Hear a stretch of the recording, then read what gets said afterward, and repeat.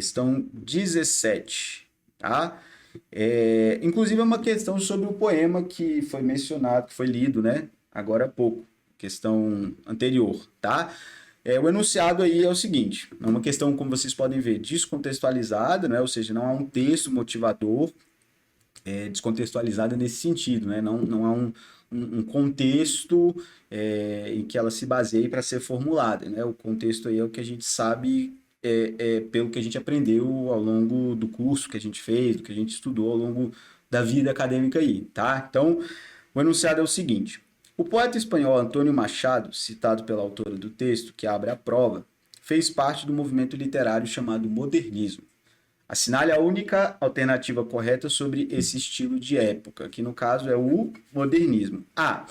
Associado ao Renascimento, apresenta como principal característica de seu projeto literário a retomada de modelos da antiguidade clássica.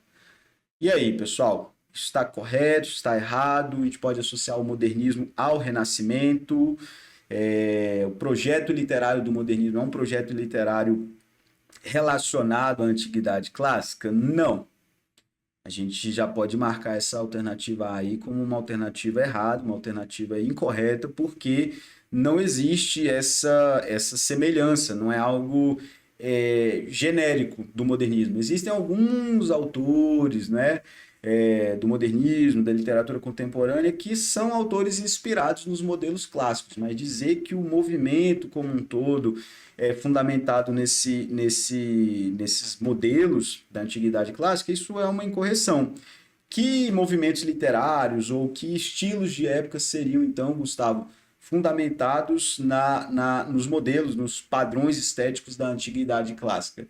O classicismo, a cultura renascentista como um todo, né? O humanismo, o classicismo, mais adiante o arcadismo, que é um movimento neoclássico, né? É o novo clássico do século XVIII, tá? O arcadismo é um movimento cujo projeto literário é um projeto de retomada, não é, de certos modelos da antiguidade clássica, o parnasianismo do século XIX. Então, esses movimentos todos, ó, classicismo, arcadismo, parnasianismo, podem ser considerados neoclássicos, no sentido de que eles retomam em períodos diferentes da história da cultura, da literatura ocidental, modelos, padrões estéticos, artísticos da antiguidade clássica, da Grécia Antiga, de Roma, o Império Romano, né? É isso que a gente chama de arte clássica. O modernismo não faz parte desses movimentos neoclássicos, tudo bem?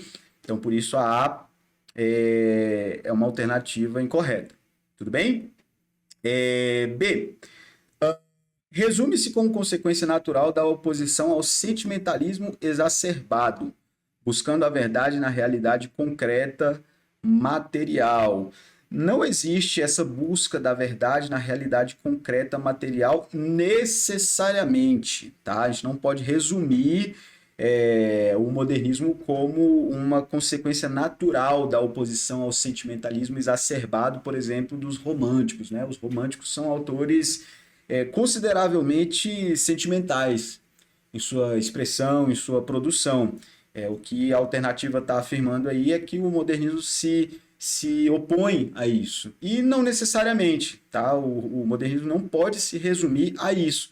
Embora haja autores, né, como os da segunda fase, Carlos Drummond de Andrade, por exemplo, na poesia, Raquel de Queiroz, Graciliano Ramos, na prosa, da segunda fase, que são autores cuja produção, parte dela pelo menos, é uma produção fundamentada no mundo real, material, na realidade concreta, né, política, social, econômica, que eles observam, problematizam e questionam, certo?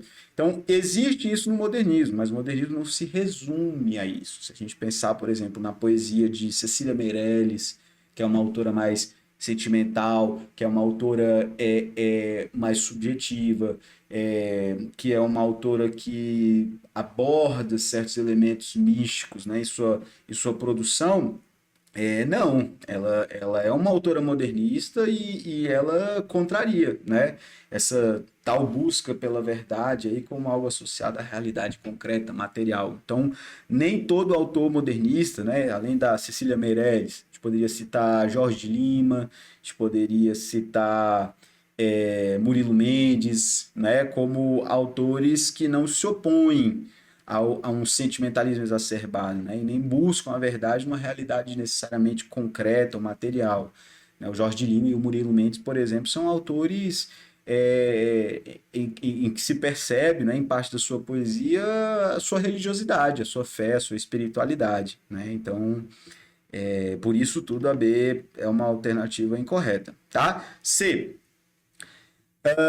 O modernismo retrata uma postura de exagero sentimental, de idealização absoluta e de interesse específico pelo amor e pela morte. Aí não, né? A gente não pode resumir o modernismo a um movimento que contraria certos exageros sentimentais, mas não pode ir para o outro extremo também é, de se afirmar que o modernismo retrata uma postura de exagero sentimental. É como eu falei, esses autores mais sóbrios, mais equilibrados, como Carlos Drummond de Andrade, Graciliano Ramos, Raquel de Queiroz, da segunda fase, João Cabral de Melo Neto, da terceira fase. Na primeira, a gente poderia mencionar aí, talvez, Manuel Bandeira, né? Não são autores que tendem à idealização absoluta, ao exagero sentimental, né? A um interesse específico pelo amor e pela morte. Essa alternativa aí, ó, poderia estar associada ao romantismo, tá? Exagero sentimental, idealização, interesse pelo amor e pela morte, são traços da literatura romântica, tudo bem? E não da literatura modernista como um todo, tranquilo? Então, por isso a C está descartada também. D de dado. Tem como projeto literário oferecer uma literatura de olhar objetivo e racional para a realidade, a serviço da ciência. Gustavo, o que há de errado nessa D aí, ó? A serviço da ciência. A gente não pode afirmar que a literatura modernista seja uma literatura condicionada à comprovação de teses científicas, por exemplo. Não, isso é uma incorreção.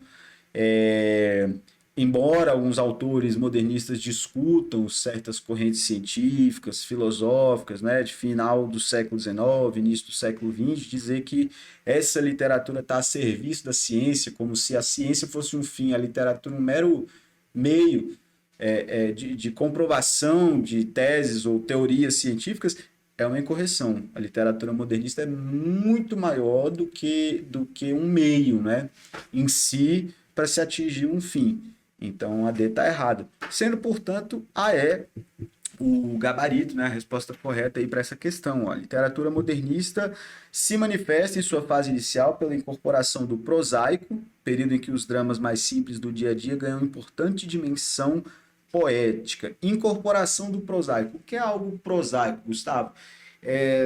Existem algumas interpretações para esse termo, né, para essa palavra, para esse vocábulo. Uma dessas interpretações ou um desses significados, né, pode ser aquilo que diz respeito ao dia a dia, o que é banal, o que é cotidiano, o que é corriqueiro, né? Então, a incorporação do que é cotidiano, do que é corriqueiro, do que é banal, do que é rotineiro, é algo que faz parte da fase inicial do modernismo? Sim. Se a gente pensar no modernismo no Brasil, por exemplo, a partir da produção de Mário de Andrade, de Oswald de Andrade, de Manuel Bandeira, por exemplo, entre outros autores, né, alguns dos quais, inclusive, fizeram parte da Semana de Arte Moderna de 1922, a gente vai perceber que existe essa incorporação, né, do dia a dia do povo, e do povo, sobretudo, mais pobre.